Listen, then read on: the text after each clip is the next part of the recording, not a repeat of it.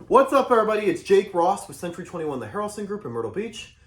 So have you ever wondered what's been going on in the Myrtle Beach housing market over the last 90 days?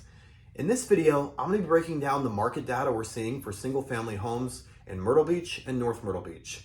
How do the two different areas compare? Which market is performing better? And where are those respective markets trending based off the market statistics we've seen over the last 90 days? These are all questions I'm going to be breaking down in this video. So please stay tuned. I'm going to be going through all the different metrics of the market so that if you are deciding, to buy or sell real estate here in the Myrtle Beach area, you can make informed decisions of whether it makes sense or not. So with that out of the way, let's get started. So we're going to be breaking down April 2023, May 2023, and June 2023. The last 90 days of market data. And I think 90 days is kind of a good sample size to see what, a micro segment trend of the market has been doing. I think shorter than 90 days is not enough data. If we go too far out, though, it might not be representative of what's going on right now. So that's why I chose 90 days. But again, I do want to point out a usual disclaimer. These figures are across the board for Myrtle Beach and North Myrtle Beach and are going to vary depending on the community you're in and the home itself. But this kind of gives you a general idea of what's going on in the Myrtle Beach area market across the board. So let's get started. Number one, sales price for April 2023, Myrtle Beach. We saw an average median sales price of $386,066. That number rose to $406,000 in May and came back down to $396,095. So 386 was kind of our baseline, went up to 406, which is kind of a significant increase in 1 month, but then came back down to 396. So we're going to want to keep an eye on, what direction is that heading with the prices. New listings, want to keep an eye on here. Is there enough new listings being added to the market to keep up with the existing level of pending sales? Because we know that this number can influence the month's supply, which can influence pricing. So we saw 385 new listings in April, 376 in May, and 394. So we saw a slight drop off in May, but then there were more listings added in June. Total homes for sale. Nice to just keep track of what the total level of inventory is doing in the market. We saw 801 total homes for sale in April, 748 in May, and 732 in June. So each month we saw a successive decline in the total number of homes for sale. So definitely going to want to keep an eye on that. And similarly, we saw a decline in the month supply here. 2.8 months supply in April, 2.6 in May, and 2.5 in June.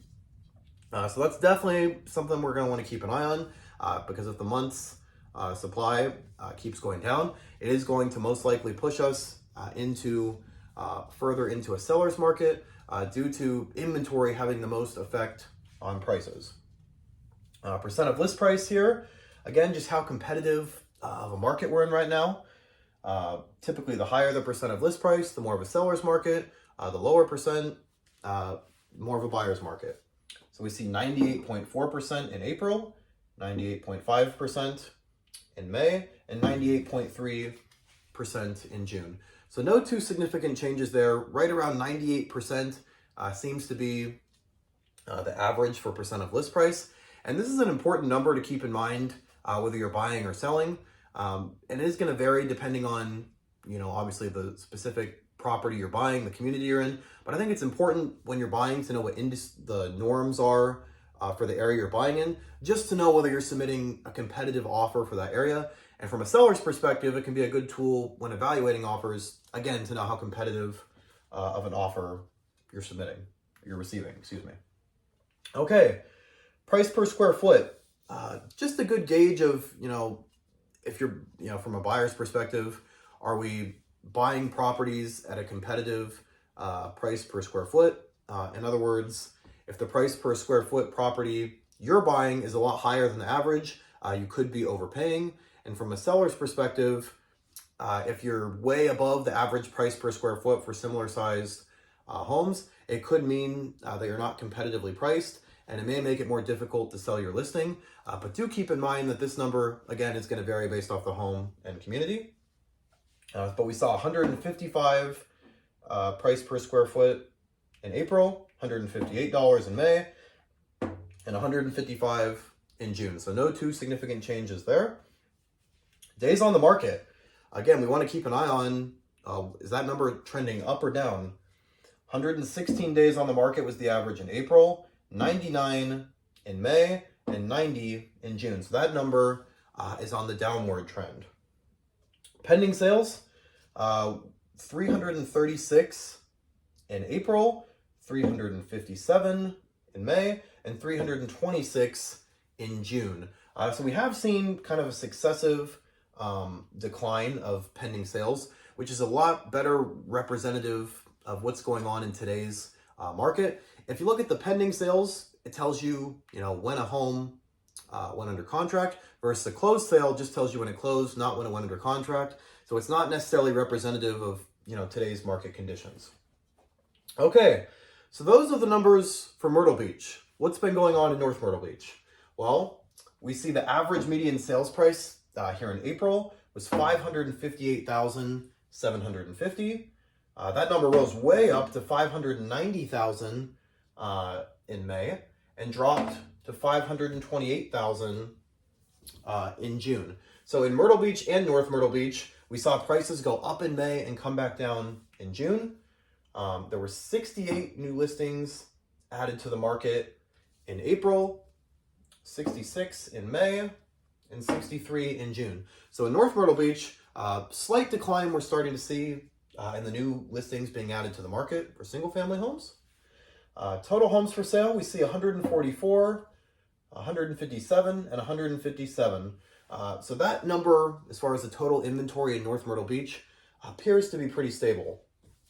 Month supply in North Myrtle Beach, 3.4 months supply, 3.7 months supply, and 3.7 months supply.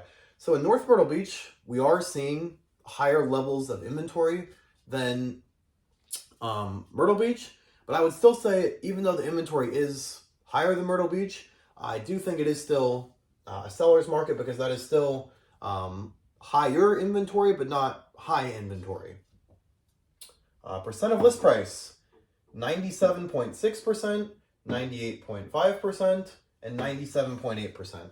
So again, similar to Myrtle Beach, not too different there. Somewhere around 97, 98% is around what listings are selling for right now. Price per square foot is higher, obviously, in Myrtle Beach, but so is the sales price. For single-family homes, we see $212, $229, and $233. So it appears in North Myrtle Beach, the price per square foot average is going up, versus Myrtle Beach, it's remaining pretty consistent. Now, days on the market, again, the more this trends downward, it can be a sign of a seller's market. So in North Myrtle Beach, we're seeing 97 days on the market in April, 57 in May, and 65 in June. So the number went way down, and then it went slightly up again. So we're going to want to keep an eye on that number to see if it continues to go up, or does it return back to the original downward trend. Okay, pending sales. We want to keep an eye on the activity. What's the activity like in the market? Has buyer demand remained pretty consistent? Is it going up or is it going down? So we see 59 pending sales in April, a drop off of 242 in May, and then pick back up to 50 again in June. So with that, again, I'm just going to keep an eye on trends. Will that number continue to go up? Will we have more buyer activity? Or will we start to see a drop off? Or will it stay pretty stable around that 50 pending sales per month? So that's kind of the market data we've seen over the last 90 days in Myrtle Beach and North Myrtle Beach. We're going to want to keep an eye on trends. I think the most important thing we're going to want to look for, this number right here with prices, the month supply, and I think we're also going to want to keep an eye on these two numbers down here, the pending sales and the days on the market. I do think, just based off the numbers we're seeing, I anticipate a seller's market right now, at least for the foreseeable future, based off the numbers we're seeing. And again, in Myrtle Beach, looks like we're on a downward trend with inventory. North Myrtle Beach, I'm not as confident. It's a seller's market just because the month supply picked up a little bit and remained a little more stable. And the pending sales did increase a little bit the last month of data we saw. So again, that's just what the numbers have been doing across the board. If you all have any questions about the market data, would like a free home evaluation, just a general market update, questions about any community area, always happy to give a free market analysis. And my goal is to give you all with as much information so that you can make informed decisions for yourself about whether buying or selling real estate in the Myrtle Beach area is right for you. Well, that's it for this video, guys. I really appreciate you all taking the time to watch this video. And if you could do me a huge favor in helping me grow this channel, if you could like this video and subscribe to my channel, it would really help me get the word out of why Myrtle Beach is such a great area to live, work, and play. Thanks so much for watching, and until next time.